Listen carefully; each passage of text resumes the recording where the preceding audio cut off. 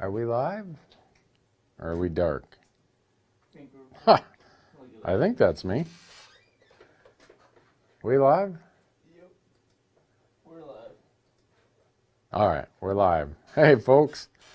Amazing. Somehow, through the world of technology, we have pulled it off again. Really, the reason we pulled it off is because we have Marcus here and we have Dan here. Dan is the new guy to the crew, and he's running the camera. Marcus is reading all your questions. Well, not reading them. How are we doing this? With a live Google Doc, right, Marcus? Yep. And so I think we're on episode 43 is what we're at for Elk Talk Live. And the only remaining states to draw tags are, for elk tags anyhow, are Oregon on, let's see, that due date is May 15th. And then Idaho, the due date, I just looked it up, is June 5th. So before we get into who brings you this Elk Talk Live, make sure and go to bowtecharchery.com and sign up for the new bow. There's a big banner ad on the top of the page and one on the bottom. Sign up, get yourself a new bow from Bowtech. And that's one of the companies that make this possible, along with Leupold, along with Onyx Maps, Tight Spot Quivers, Ripcord Arrow Rest, Black Gold Sights, GoHunt.com, and Rocky Mountain Hunting Calls. And every week, Rocky Mountain Hunting Calls, go to buglingbull.com to find them, they draw somebody who asks a question, and they send them a Black Magic diaphragm call. And if you want to save some money from some of these sponsors, on X, use promo code Randy and get 20% off their apps. Go Hunt, use promo code Randy and get $50 of mad money, like cash, yeah, green stuff, to use in their gear shop. Yeah, there you go, like gear shop goodies. So, I'm not getting anything here on Facebook. You get? Yeah, I don't see it on Facebook. It's on live stream, but I don't see it. What's the deal? Don't tell me we got another malfunction here. I'm gonna have to. 2 or 3 weeks ago, I had to call our technology guy and say, you know what? But he said that he might have scheduled it a minute late. So, all right, let's see what. No, that's not me. That's me wearing some other clothes. Welcome everybody about 2 minutes past. All right. Let's see if it works. Oh, look at that. Is that me? I'm on the Black Gold page. Oh, really? What's the deal? You're not on Bowtech or Leupold. Hey, Tim. Yeah, we're on Black Gold. Not showing up on my Facebook page. Huh. That's not good. What's the problem here? Uh-oh. Oh, what do we got there? Oh, no, that's a different video. Well, folks, I might have BS you when I said that we had made it through all the technology challenges. Are you seeing any questions on the live stream, Marcus? I'm not. It says we're live, but I'm not. We're live. We're live on live stream. Someone did ask if there's any specific cow archery hunting tips in the early rut. Any specific cow archery hunting tips in the rut? Find the food. How many times have you heard me say that, right? Marcus did a turkey hunting video in Nebraska, and he said, "Hi, Randy Newberg here. I'm going to tell you how to find turkeys in the rut. First, you got to find the hen turkeys. And when you find the hen turkeys, you're going to find them, you're going to find food. And when you find the food and you find the hens, you're going to find the toms." I think he was making fun of the fact that the advice I always give about elk hunting for cow elk is find the food and find the food and find the food, and you'll be fine if you find the food. Find the food and you'll be fine. There you go. Well, we're not getting anything going here on our Facebook page, so I might just have to ramble on for a half hour. Got some coming on live stream. Are you? Can you send them over to me on? On Google Docs. Oh, they are? Oh, well, there we go. Marcus is sending me questions, and I'm not even paying attention. Ever used the Rocky Mountain elk call of a type of call that isn't a diaphragm call? I've not. I prefer diaphragm calls to everything. They make the split reed calls, the open reed calls. I'm just not real good at using them. So I stick to the diaphragm calls. Dang it, I forgot to bring mine in here. It's out in my car. Rats. Anyhow, next week I'll try to remember to bring mine in here and show you what it looks like. Let's see. Some people are now commenting, saying something. All right. No, that's not me. That's last week's video. A lot of people are chiming into last week's video saying, Randy, you're not here. Oh, this is frustrating. But anyhow, we're just going to go through all the questions. What type of quiver do you have and how do I like it? I have a tight spot quiver. And the tight spot quiver, it's adjustable where you can line it up really close to your riser. I do that with the whatever clearance I can get by with, because you don't want a quiver that sits way out here. It's going to create torque on your bow, right? And then sometimes, depending on how long your arrows are and where your fletchings are, you might have to cant that slightly forward just to clear the cams and the axles down at the bottom. So for me, I keep it, my tight spot as tight as I can. There, you get the name, right? Tight spot quiver. And I cant mine slightly forward, and I'm just trying to use it almost like a little bit of stabilizer. Works great for me. I just beat the tar out of them. I mean, if they send something with me, it's going to get a workout. All right, here's a question. What do you think of the over-the-counter Arizona tags? If you're talking about the over-the-counter Arizona elk tags, which there are just a few of them, very, very few units, don't waste your money. But if you're talking the over-the-counter archery deer tags, I go do it every year. And I suggest you do the same thing. Because in that archery season, it's sometimes in December, sometimes in January. It depends on the northern units, it's more December. The southern units, it's more January. You can go and hunt really, really good units over the counter with your bow. You don't have to draw. Just go get your over the counter. They call it a non-permit deer tag. I love it. I'm going to go do it until they plant me in the ground. Let's see. I am greatly considering the CDS, which is custom dial system made by Leupold. What's your thought on longer range shots over 300 yards? It'll work for that. I typically hunt between 4,000 and 12,000 feet elevation in Colorado, and whether an elevation past 300 can affect the point of impact. Yes, it surely can. So you just need to understand how that works. You'll be able, when you order your dial, you'll be able to say, I want my 0 to be at 100 or 200. You can give them all the atmospheric conditions, the elevation. There's all kinds of things that you give them. But understand that if you give them a dial and they etch it for 8,000 feet and you're at 12, there are going to be some differences, and you want to know what those differences are. Flip side, if it's etched for 8,000 feet elevation and you go to sea level, there's going to be some differences. So just make sure you know what the differences are when there are different atmospheric conditions or altitude conditions from what you've had them at your dial for.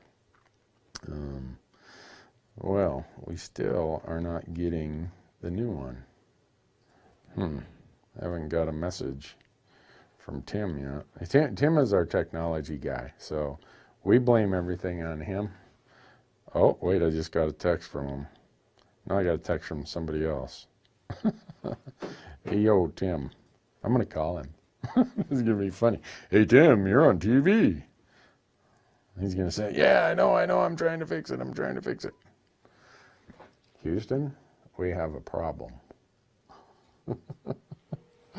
We'll see if he answers. We got more questions, Marcus? I've been done on the Google Docs. How's the new truck working? It is working great. This is Tim. Please leave me a message. That tells me he's out of coverage. It looks like we're out of luck with Facebook this week. So it's going to be live streamed, and then it's going to go to our YouTube channel tomorrow. Black Golden Tight Spot. and black, gold, and tight spot. So how's the new truck working? A lot of you know that I just got a new Nissan Titan Pro 4X, and it's the 6th Titan now that I bought the first 5. Nissan sent me this one, and it works great. We're getting it tooled up. Dan and I went and shot a video the other day about, and we're going to be asking you people, what do you want for tires, or what would you put for tires? Because I'm swapping out the tires. I ordered a new topper from ARE. I got the new worn winch. Now I just need the ARB bumper, and we're going to be set to go. Someone says, need a tech guy? Yeah, we do. You're hired, whoever that was. Any word on the season 6 episodes on Amazon? Come on, one went live this week.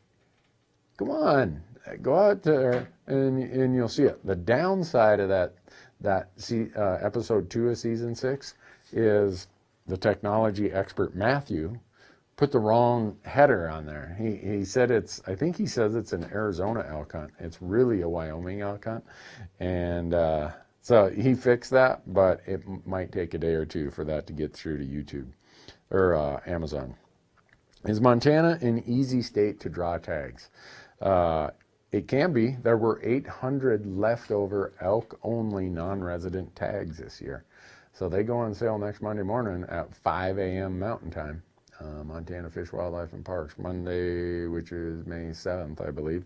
So, yeah, if you're just looking for the general elk tag, it's easy to draw. You would have had a 100% chance of drawing this year on the elk only. Now, if you want the deer only or the elk deer combo tag, that's a different story. So, dressing a deer, should I remove the scent glands, or is it an old wives' tale? I don't know. I remove them. So, it might be an old wives' tale, but I don't have any way to verify it any differently because I get rid of them. So, anything on Facebook yet, Marcus? I'm not getting anything there. No, that's on black gold. Just on black gold, huh? Well, that's not what we wanted, because I told all of our people that, hey, guess what? We got Elk Talk Live going tonight. All right. What is the best place to hunt elk? Where the elk are. I know someone's going to say, you smart aleck. It depends. I mean, it depends on if you want to hunt cows or bulls. It depends on if you're looking for archery hunting or rifle hunting. It's a really vague question, and it would take forever and a day to answer it. So, We just went live onto your page. Oh, we just went live on Facebook now? Onto your page, yeah. On my page on Facebook. Let's see. Oh, there we are. Hey, folks, apologies, all you out there on Facebook land. We've been at this now for 12 minutes, and it just now hit our Facebook page. So, yeah, thanks. Craig just said, hey, Facebook just started. Yep, that's what happened. So, I appreciate it. Wish that wasn't the case, but sometimes when you're dealing with the technology world of Al Gore's internet or Mark Zuckerberg's platforms, that's just how it happens sometimes. So, someone says you can't be doing this while the Utah Jazz are playing. The what? I watch hockey. Tonight, the Las Vegas Golden Knights are playing the San Jose Sharks. Now that is worth watching. Basketball, maybe? I don't know. I don't follow basketball much, but maybe it is. What's up from South Texas? I don't know, Orlando. What's up here is we just got through the technology firewall. Mike Mulligan gives me the thumbs up. Thanks, Mike. Nice to know. Dave, sorry, go Hawks. No, that doesn't work here. There, Garrick says, go Golden Knights. See, now we already have a good conversation going here. We're talking about hockey. We're talking about the Golden Knights. All right.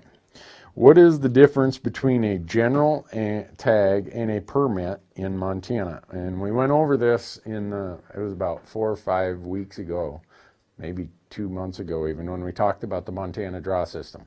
Montana, everybody has to clear the hurdle of getting their general tag, resident or non-resident. Residents, we go by our general elk tag over the counter. Non-residents, you have to draw it in the Montana draw. And then once you clear the general tag hurdle, then you have that in your hand. You're allowed to apply for the limited entry permits. So there's two different versions. In Montana, you might have a general tag, and that's all you end up with.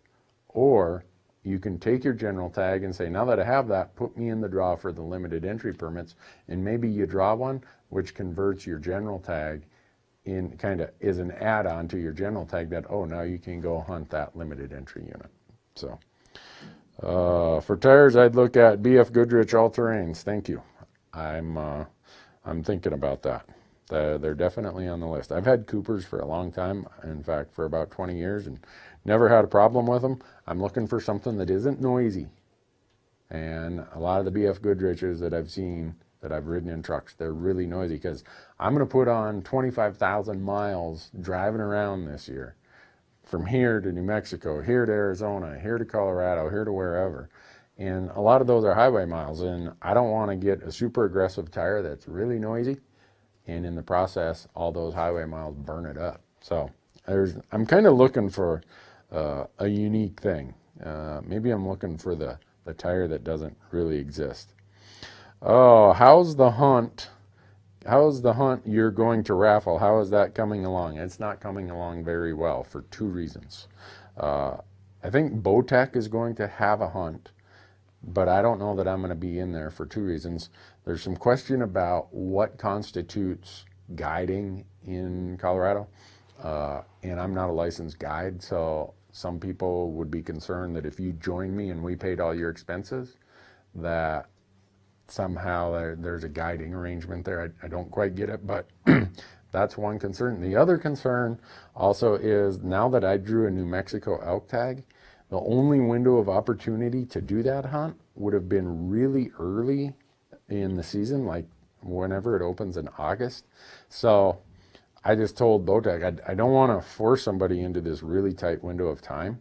So they're gonna, I think they're still working on the details, but we're gonna know more about it shortly.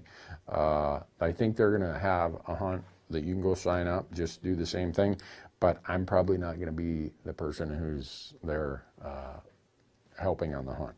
So let's see. I live in Arizona. What other western states have great youth opportunities for kids for elk, deer, antelope? Anything would be a trophy. What are the best states and areas? We never get into units and areas. We'll talk about states, but out of respect for other hunters who apply or other hunters who draw the tag, we don't get into exact units. So I would say look to your neighbor, New Mexico. They have some of the best deer, elk, and even some really good youth antelope hunts. Arizona is really where it's at, though, for building points for youth. All of you, the upcoming, I think it's June 12th, is the upcoming deadline for Arizona deer and Arizona sheep.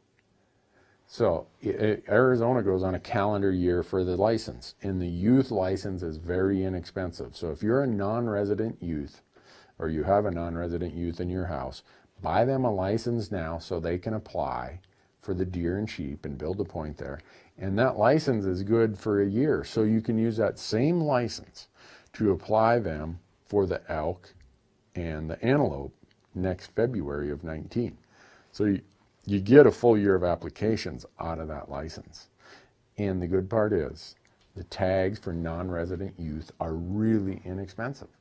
And even if they don't draw, by the time they get out of the youth phase and they're now an adult, they've got a lot of points to someday go to Arizona and hunt.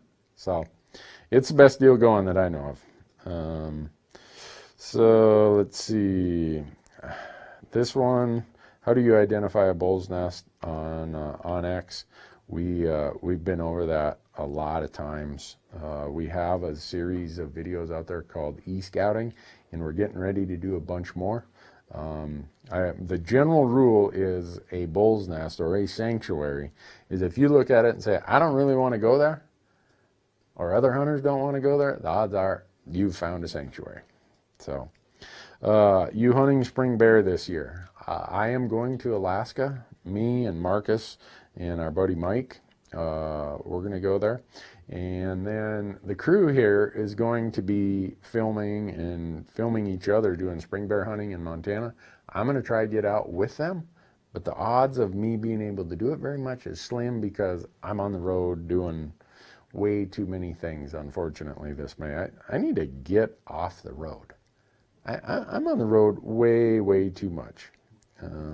So Dennis just asked, Randy, you planning on doing a more in-depth e-scouting series with onX? Yes, we are. We're already penciling that out. Dan, you and I have already been working on the script for it. Those are going to start going out hopefully in late June, July, and August. So someone said they just got moisture in northern Arizona in the form of snow. I don't care whether it's snow, whether it's rain, whatever. I'm just glad to hear you guys are getting some moisture. Man, there's a lot of them coming in now that we're on Facebook.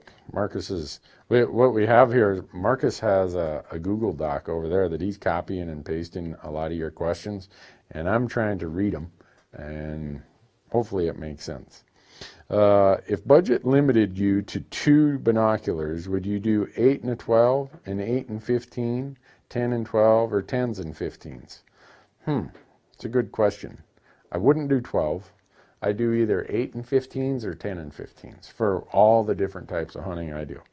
I have a bit of a tremor, so a 10 power binocular, sometimes when my tremor is flaring up, it creates quite a bit of shake. My 15s, I never go without them on a tripod.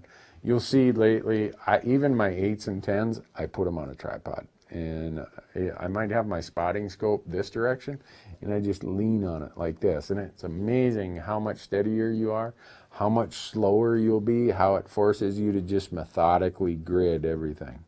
And you just look around your viewfinder, and it's just really helpful. Even if you don't have them on the tripod themselves, having a solid object, big help. So I'd go with an 8 and a 15 or a 10 and 15. How'd the camera guys' turkey hunt go, Marcus? Great. 4 turkeys in what, 2 days or 3 days? 3 days. 3 days, they shot 4 turkeys. That's because I wasn't there. I'm the worst turkey hunter in America. Guaranteed. And if you need me to prove that, one of these years I will go along and prove that.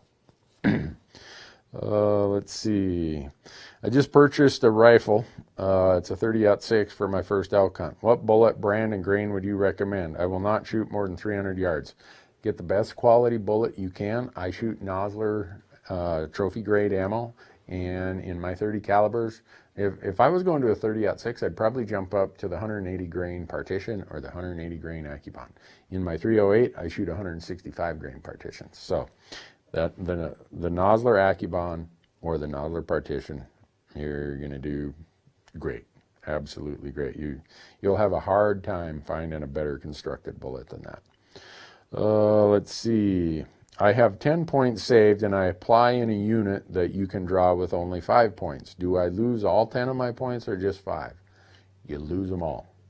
Colorado experimented with that for a year or two. They called it point banking, and it was a resounding dud.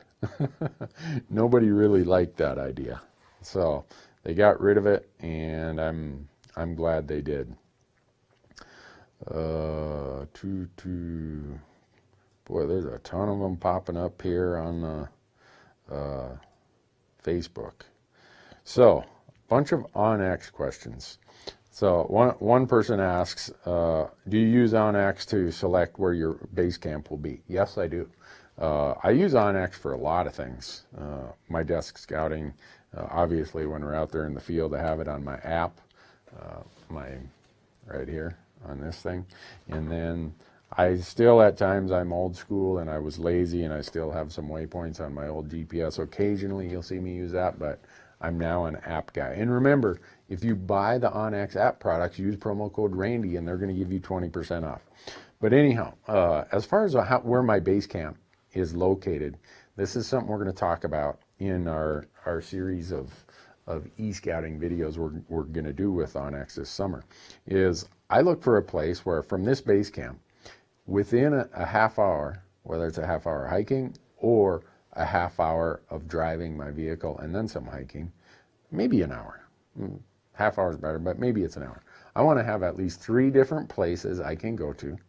And in each of those places, there's got to be anywhere from 2 to 4 locations in that basin or that drainage or on that ridge or that mountain range that I want to hunt for that day.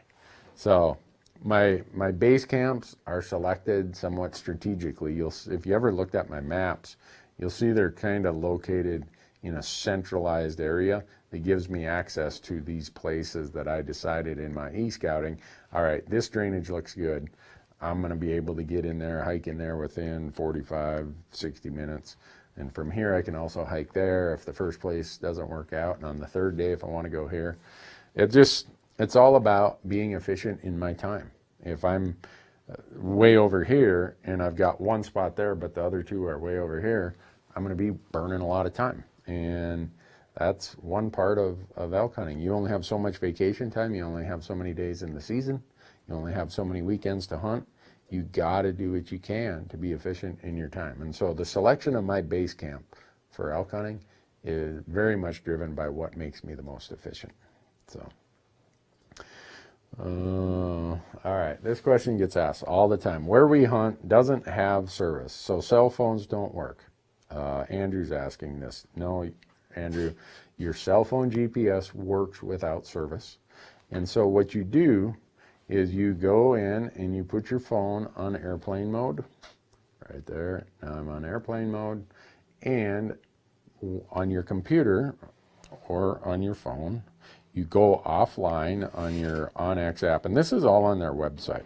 And we've talked about this quite a few times, but it's a popular misconception, which is why I continue to bring it up, is, I'm trying to find where my app is here. I can't find it. But anyhow, you go off, oh, there it is, offline. And so you see right there, these maps. So right here, you say off grid is what they call it. And I don't know if, can you see that, Dan? That red box that says, I think it says add new map. We're going to try zoom the camera into that so you can see it. But that red box right there says, it's out of focus. I don't know. Are you getting it? Yeah. All right. Anyhow, you see that red box right there? That is save new map. So you save your map to the phone, and then when you're in airplane mode, because your GPS on a smartphone works whether you are in service or not, now you've got your map saved on your phone, your GPS is working, and you're off and running. So I know that's a long-winded explanation, but a lot of people have that misconception. So I want to make sure that people know that's one of the beauties of having that system. And then you get the aerial map, you get the topo map, or you get the hybrid map. You use a handheld GPS, you aren't getting aerial maps. You aren't getting a hybrid map.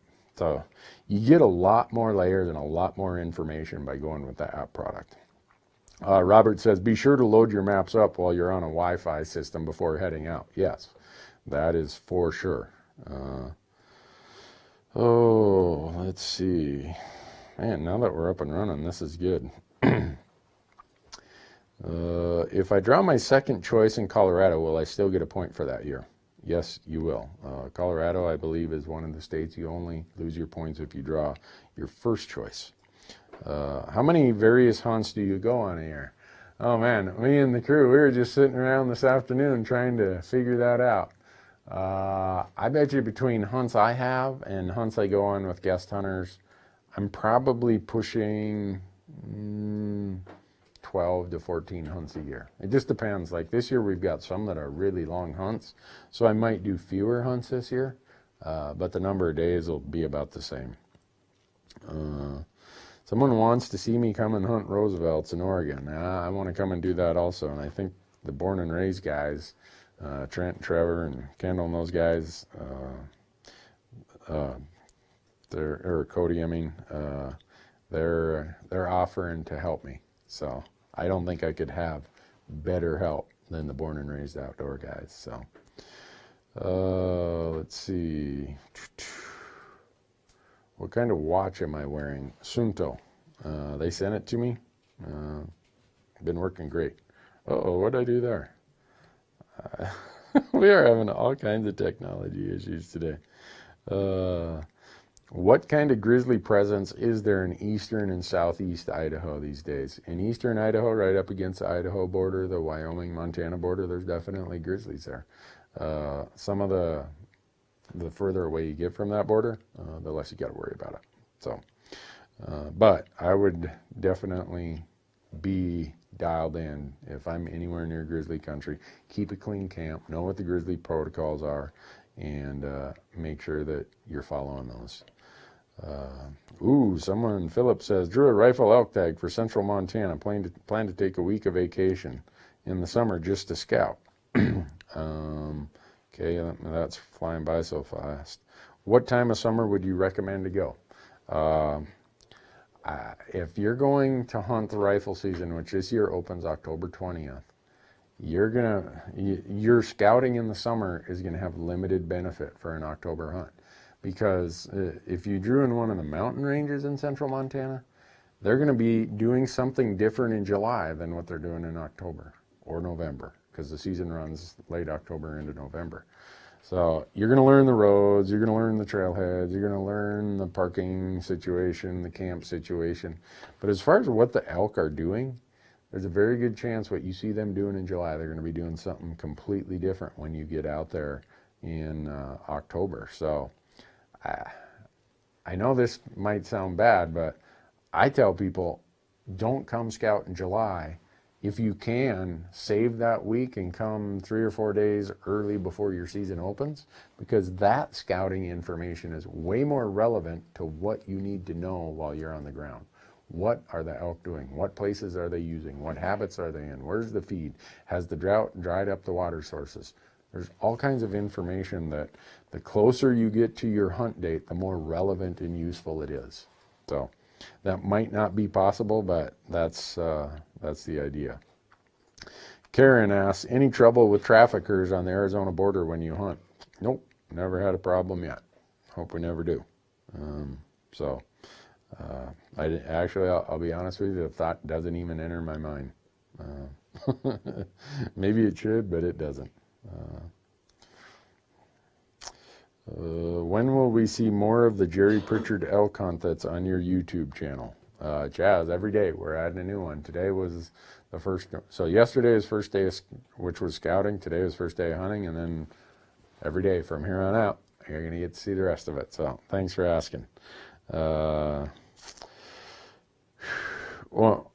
the OnX app, when you save your maps, do you save the 5 mile, the 10 mile, the 150 mile option, and why? I usually save the 10 mile option.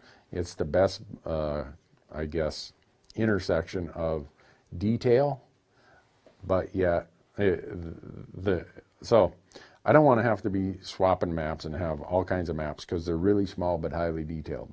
I'd rather have something that's maybe slightly less detailed, but still the 10 mile map. That's the sweet spot I've found that works for me. So you'll see when you go to download it and when you go off grid, there are the 3 options that you mentioned here, and I've found that the 10 mile works best for what I do.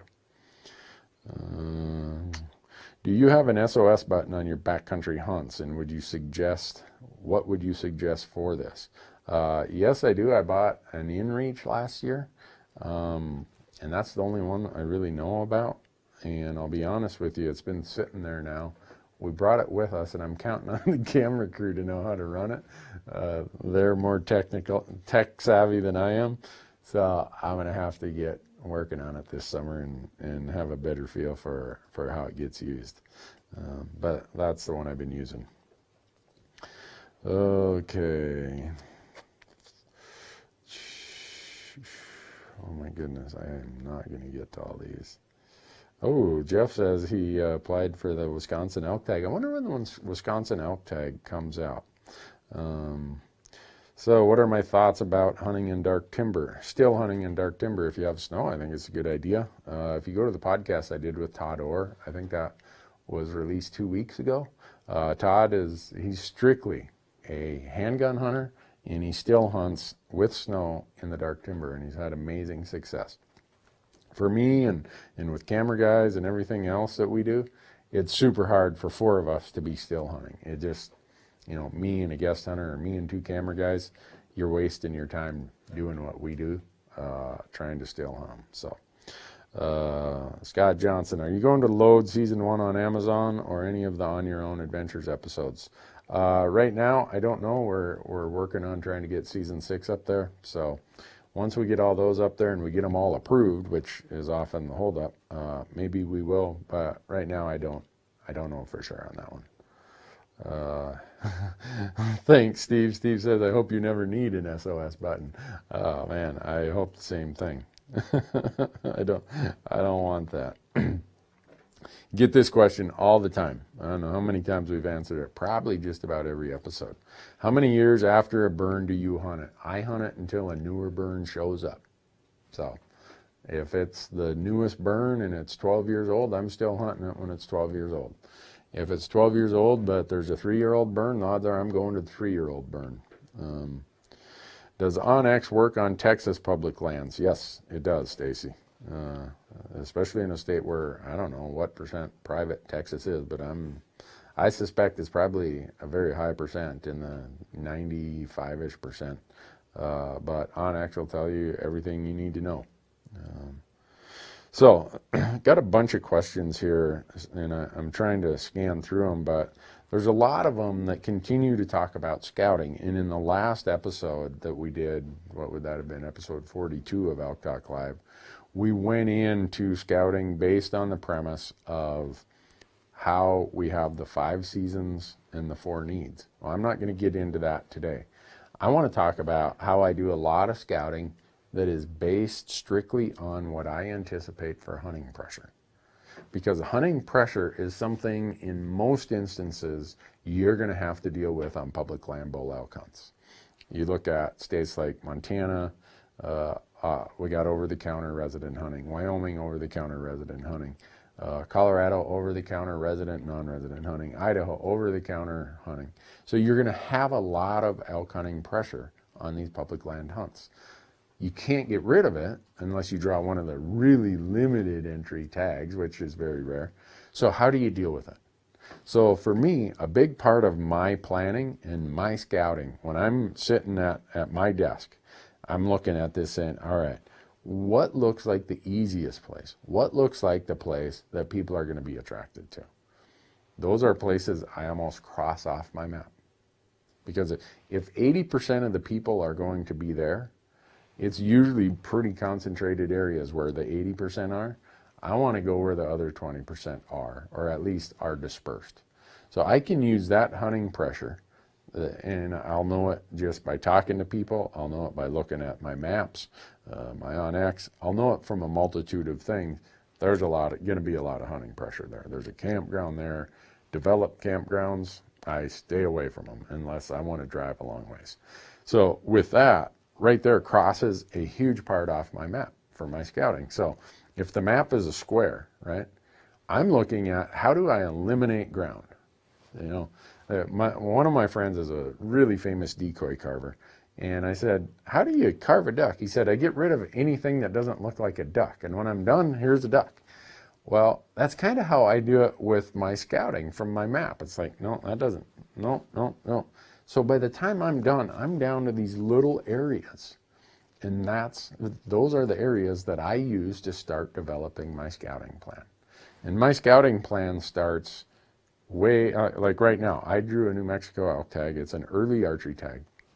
So my scouting for that, all right, early September, what am I going to be looking for? I'm going to be looking for water because it's New Mexico. It's always dry there. Okay, I'm going to be looking for where are the cows going to find the best feed. So where are some open areas that are going to have grasses that grow in the monsoon season? Right there eliminates big chunks of my map. All right, where are the places where everyone else is going to go? Okay, there's a campground there. Okay, easy to get there, there's roads. Even in archery season, even though the elk are moving a lot more and they're not quite as averse to a road or a trail, they still, if all things being equal, they'd rather go do their rutting away from a road or a trail. And for the quality of experience that I'm looking for, I still hike away from roads and trails. So I'm going to find those places that, okay, my map is this big. Right now, I would bet you I've eliminated 2/3 of my map already, and I've only been planning this hunt for about a week, maybe 10 days. When did New Mexico results come out? Anyhow, so I haven't had much time to plan, but already I'm eliminated 2/3 of the territory in that unit. By the time it comes to be September 1st, when that season starts, my map is going to be really small. I'm probably going to have 95% of that map eliminated by that time. So I do that because hunting pressure is the primary thing that causes me to use the scouting techniques that I do. Even in archery season, right? You go out and it's not light yet and you're listening or you're bugling. I want to know that I'm far enough from roads and trails that if I hear a response, the odds are that's probably an elk, not a hunter. Even though anymore it's pretty easy to tell whether it's a hunter or a bull. But you think about how this hunting pressure affects you. And so, all right, I get to where now I'm down to 5% of my map remaining, right? Those places that are remaining, there's going to be a few spots. It's not going to just be one blob of that 5%. It's going to be some over here, some there, some there. All right. There's going to be some places that probably with the weekend pressure of Saturday and Sunday are going to be less useful.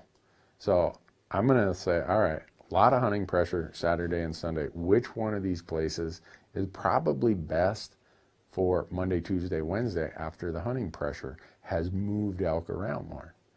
All right. So Monday, Tuesday, Wednesday, the hunting pressure's been less because it's farther away from the weekend. Now maybe there's some other spots that on Thursday and Friday, as the elk are getting more relaxed because the pressure is reduced, all right, maybe those are spots better on Thursday and Friday. So all of this it's not a science. It's just kind of trying to think through, trying to anticipate what other hunters are going to do, how that affects your strategy. Because when you get there, this is probably the most important part about scouting, e-scouting. That is a process of building a plan. And when you get there, you have to have a plan, and you got to stick to the plan, and you got to work the plan. You can't, if you show up without a plan, you're going to give up after the first day and a half. Oh man, it's too hot. Oh, it's full moon. Oh, there's too many hunters. Oh, it's whatever. No, you have to have a plan for whatever might arise, and you have to keep working that plan. You didn't come up with this idea, this plan, by happenstance. You use good information, you've used a lot of research, you've talked to a lot of people, you've done a lot of reading and studying. This plan you built has value. Don't just throw it away because the first day or two things didn't go well. And if you keep doing that over time, you're going to find out that you have more confidence because of that plan. And the more confident you are, the more likely that you're going to have success. So that's one of the pieces of scouting that we're going to get into with the OnX series this year. I hope that when we're all done, people are like, oh yeah, I got something out of that. Or they might just say, Newberg, you're a blowhard. These guys would probably say, oh, there's a lot of truth to that. Holy cow. We're now on page 8 of questions here that Marcus has thrown in here. My 7-year-old daughter wants to know how you know all this stuff. Well, your 7-year-old daughter is 46 years younger than me, and she's probably not made nearly the number of mistakes I've made out hunting. If there's one benefit about doing what I do, I get to go on anywhere from 5 to 8 elk hunts a year. Some early, some late, some in the northern Rockies, some in the southern deserts, some archery, some rifle. I get to see the whole thing, and that means I get to make that many more mistakes and that many more conditions. And I often say that success is nothing more than a series of failures. It's the culmination of many, many failures. And so for me, that's, I don't know. I'm way below average at everything. The only benefit I have is, 1, I don't give up easy, and 2, I try not to make the same mistake twice, but I still manage to do that quite often. Hey, someone was watching the Hank Shaw video. They're giving me grief about my McCormick's taco seasoning. Delete that person, Marcus. That's not fair. Hey, I grew up in northern Minnesota, all right? McCormick's was considered high quality taco seasoning. So, all right, if I had to choose between the Sitka Timberline and the Sitka Ascent Pant, which would be more versatile and durable option? It depends on what you hunt, what time of year you hunt. I get way more use out of my Timberline pants. I'm using my Timberline pants from about October 1st until the end of season. And then if it gets really cold, I just layer up. Kind of an in-between there is their mountain pant.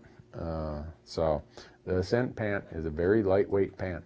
I mean, it dries really, really fast, which is great, but it's not going to provide any insulation value to speak of. If you're going to use it for anything other than early archery season, that's the window of time you're going to get value out of that Ascent pant. I love mine and when I use them, but I get more use out of my Timberlines. Do you ever keep elk heart like some people love deer hearts? Oh yeah. Did we eat your elk heart in Wyoming, Marcus? Yep. Yeah. When Marcus shot the one, we ate the tongue and we ate the heart.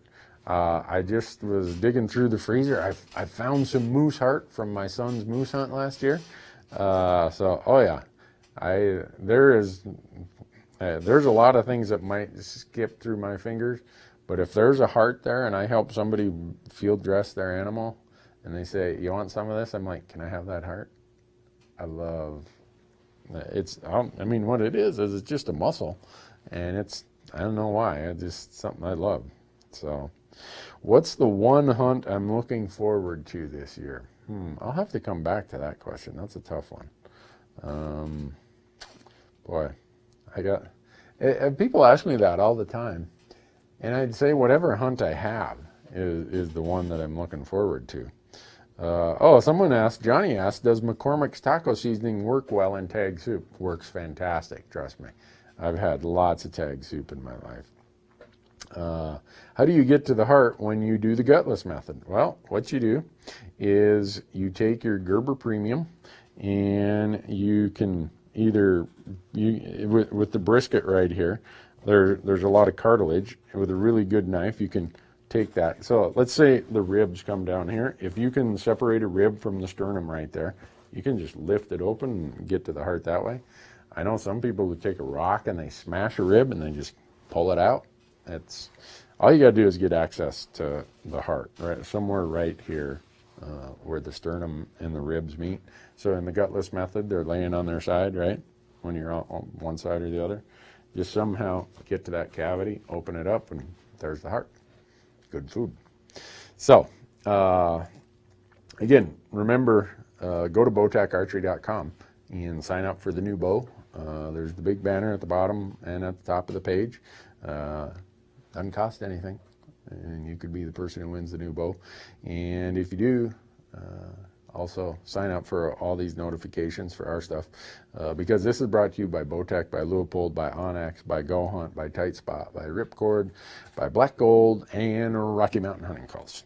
And we are so grateful that they make this possible, because without them, this, hey, wait a second. Kenneth, you're saying that I don't trap. You're wrong. You're crazy. Kenneth, you got to go look out at my YouTube channel. Marcus and I ate a whole bunch of muskrats we caught last year. Man, that's how I paid for college.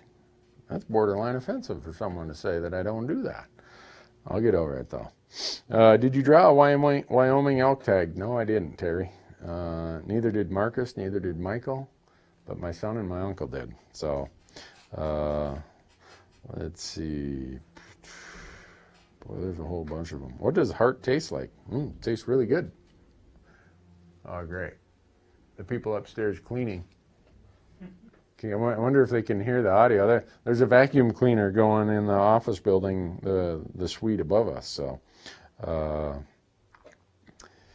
let's see. How do I determine if I'm going to have a base camp or if I'm going to camp out and do a spike camp? It depends on a lot of things. It depends on the time of year. It depends on how many tags we have. Depends on the accessibility to the areas that I've found on my map are the places I want to hunt. For us, we probably anymore, because of the complicated logistics of all of our cameras, our batteries, backing up footage, dumping media cards and formatting them, all that kind of stuff, we end up with more base camps than we used to. We used to use probably more spike camps or backcountry camps. Now we've just had to move away from that because of how much stuff we have going on and what it takes for us to get everything done in an evening. Because most people think that we go out in the morning, we film a little bit, we hunt, and we come back to camp, we eat a meal, and we go to bed. No, these guys, they probably spend anywhere from 1 to 2 extra hours every night charging batteries, cleaning cameras, changing batteries in all the mics, getting everything ready for the next day, taking the media cards, backing them up into at least a redundant or a second redundancy. They got so many things they got to do. And that's why a lot of people have asked, well, why do you always cook for your crew? Well, cooking is the easy part. They're doing other stuff. They're working their butts off after we get back to camp. So that's why we end up doing it the way we do.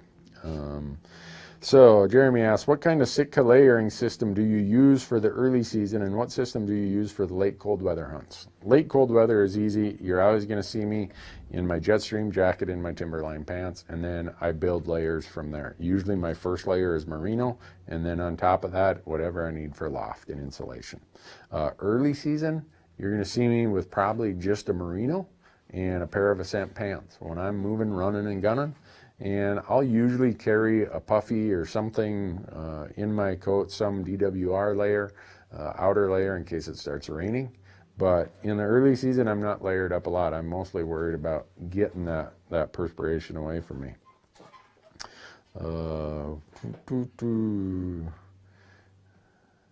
Let's see. Ken asks, is my sweepstakes hunt still on? Ken, it was never on for sure, and it's sounding a lot less like it's going to be on. Uh-oh. Hey, everyone's saying they can't hear. Did we lose our audio? They're saying they can't hear the vacuum. Oh, they can't hear the vacuum. Yeah, Oh, I just about panicked. I'm like, oh no, they got me mic'd up with this thing, folks. I thought maybe my batteries died. I'm like, oh man. All right. So, let's see. Whew. Just about a false alarm there. All right, how can a newbie tell if it's an elk hunter calling or if it's an elk calling? Listen to a lot of elk hunters. You'll quickly determine. A hunter usually, not always, there's some really good callers out there, but if it sounds more plasticky and tinny sounding, like really high, like someone blew in a really short tube, the odds are it's probably a hunter. If you don't feel vibration and just like, whoa, man, the woods is really rocking, you might want to listen really, really close to that because there's a chance it might be a hunter. So someone wants to know what's wrong with my liver. I remember in one of your videos you said something about it. I usually don't go into a lot of detail other than I have a rare liver condition. So if ever I look all swollen and puffy and goofy looking, hopefully you'll cut me some slack. But long story behind that. Someday maybe I'll get into it. Randy, have you ever thought about writing a book on hunting elk? I've been asked a couple times, but I just don't have time. So this is kind of my version of a book right here. So every Wednesday night, I add a chapter to the book, and some of it's redundant, but hopefully if you stick around and listen to it, there's some of it that is worthwhile. Owen wants to know, what's the cost of hiring a helicopter to access remote landlocked areas? It depends on airtime. They charge you by the hour of airtime, so it just depends. What we've done, we've used them 5 times, and we fly from the closest piece of land we can to wherever that landlocked piece is, so our shuttles are really low, and we split it among multiple people. In most instances, if we split it among 3 or 4 guys, it's about $600 to $800 per person, depending on how many elk you got to fly out. So a lot of people think it's a $10,000 bill. If you plan it right, no, it's not a $10,000 bill.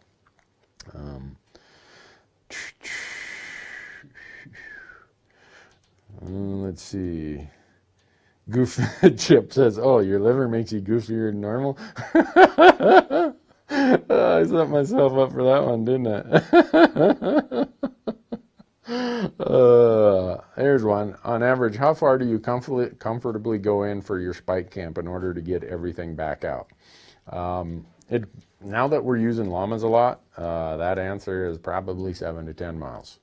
Before we had llamas, it was probably 2 to 3 miles, just because we are carrying so much production gear.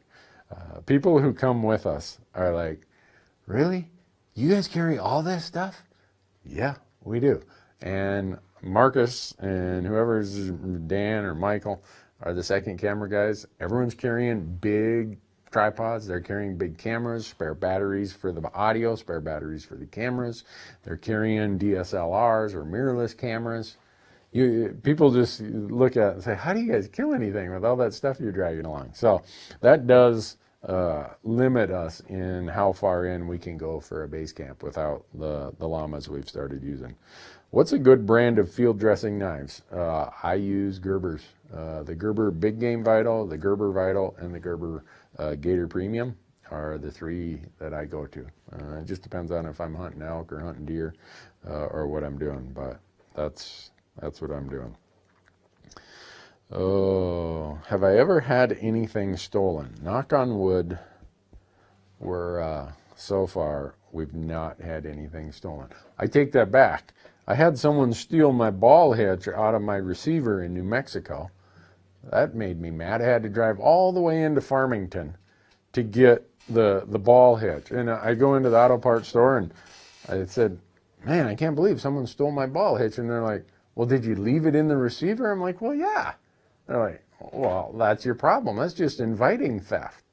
I don't know. Maybe they're like a currency in that part of New Mexico or something, but that chapped my hide.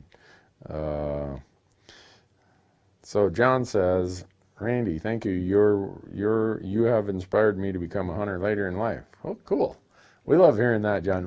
Our goal in all of this is we're just trying to lower the hurdles so that more people will become hunters. And the why of our business plan says to promote self-guided public land hunting and create advocates for that cause. That's been our why for 10 years, and I don't see it ever changing. So when someone like John says, hey, thanks to you, I've become a hunter, that is as cool as it gets for us. That's better than anything anyone could tell us. Isaac asks, what are your pins set at on your bow?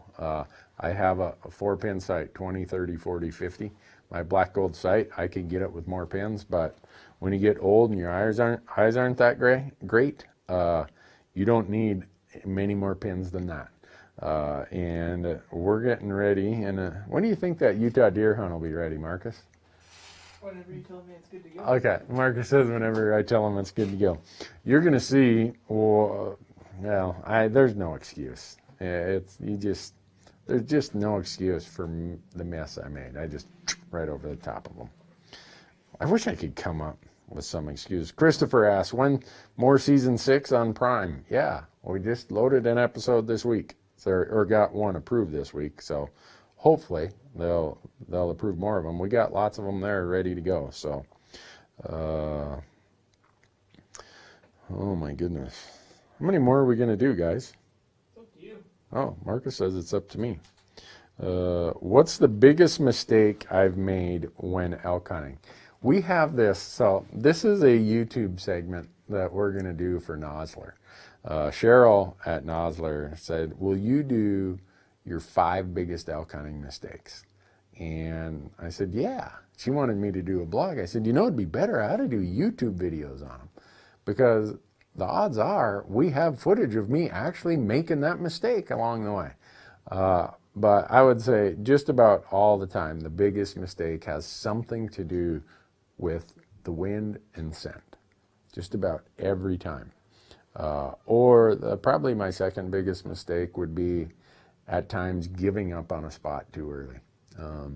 And I know some of you who are watching the live hunt that we have out on YouTube right now that's going on with Jerry Pritchard, you're going to see how hard we hunt the same spot. You're going to say, really? That's giving up too early? So I would say it has to do with wind. No doubt. Someone asked, do I hunt in grizzly country? You bet. I live in grizzly country. I don't have much choice. Oh, some people have some amazing comments here. Josh, what are your thoughts on shoulder seasons in central Montana? I've said this before. I hate them. We hunt elk already from early September for 6 weeks of archery, 5 weeks of rifle. You know what? If we can't take care of elk numbers in that 11 weeks, we shouldn't be hammering them the month before or the 2 months after. That's purely opinion. So thankfully you asked what is my opinion or my thoughts. That's my thoughts on it. All right. I think, let's see. Someone asked that. I already answered that. Give me your best last question, Marcus. You got one? Oh, does bear taste good? Yeah, it does. I prefer fall bear over spring bear any day. But bear tastes good. What is the best game you have ever eaten? How was it prepared? I would say until Hank Shaw cooked antelope jackrabbit. And I know some of you are thinking I've lost my mind. I did not know that antelope jackrabbit could be as good as Hank Shaw cooked it when I was in Arizona in February. That's on our YouTube channel. Normally I'm an antelope guy, and not far behind that is moose, and not far behind that is elk. But there was something about how Hank did that antelope jackrabbit that I'm still, my mouth just starts aching thinking about it. So, you got a different opinion on that, Marcus? What's the best game? Marcus is an aspiring wild game cook, so I'm interested in what his favorite, the best wild game he's ever eaten, and how did he prepare it? That's hard. That was pretty good. Hank's was pretty good. The field to table dinner was also pretty good. Oh yeah, the field to table dinner at the Backcountry Hunter and Angler Rendezvous was amazing. Also, that Tom did that, and he called it dirty grouse, right? No, dirty rice or with grouse cakes. Whew, boy, I tell you what, that was hard to beat. So, I don't know. That's a hard question. We'll have to think about that for next time. Do we got any last really good one before we leave that we got to tell the world about? Oh, look at this. Mr. Jim Deere joined in. Jim right here just joined in. He is Jackrabbit Jim is what we call him. He also knows how to cook jackrabbits. So maybe we just need to do a whole jackrabbit series when we're down in Arizona next year, Marcus. I could go for that. In fact, if it's a slow day, I'm going hunting those big jackrabbits. These antelope jackrabbits, they're like 10, 12 pounds, I'd guess. They're huge. And they are unbelievable to eat. So it's, all right. When are you going to get Jim Posowitz on one of your podcasts and talk about his autobiography? We've had him on a podcast one time, but we didn't talk about his autobiography. But Marcus and I went and filmed Jim for 2 or 3 hours that day? Yeah. So we have Jim's autobiography on film as of sometime in February, I believe. And then someone said all right. Thomas says, if Kawada Monday and jackrabbits can be good, then anything can. No, I'm telling you, even the Quaddy was good, wasn't it? Really good. You need to go and buy Hank Shaw's book. What's the new one? Pheasant, quail, cottontail. All these small game recipes are in there, and get it out on Amazon. Hank Shaw, pheasant, quail, cottontail, and everything that he cooked was unbelievable.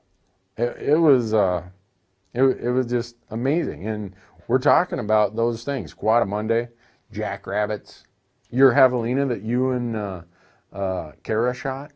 What was that? Pozole Verde. I'm like this bland Scandinavian palate. Like anything other than vanilla ice cream is considered a stretch. I thought that javelina was unbelievable. So, anyhow, next week we're going to be on, and then the following week I'm going to be on the road. So we got next week. What will next week be? The 9th? Yeah. So, anyhow, sorry we had some technology issues to start with, folks. Feel bad about that. But that's how it goes sometimes when you live out here in the hinterlands. But we got it done. And thanks all of you for watching. And many of you asked, and the answer is yes, there is a new episode on Amazon. Go out and watch them. There's a new live hunt going on. It started yesterday out on our YouTube channel. Amazon is Fresh Tracks with Randy Newberg. YouTube is Randy Newberg Hunter. And we really appreciate all the partners that support us and all of you who watch and listen to us. So thanks so much. Have a great evening. We'll see you next week.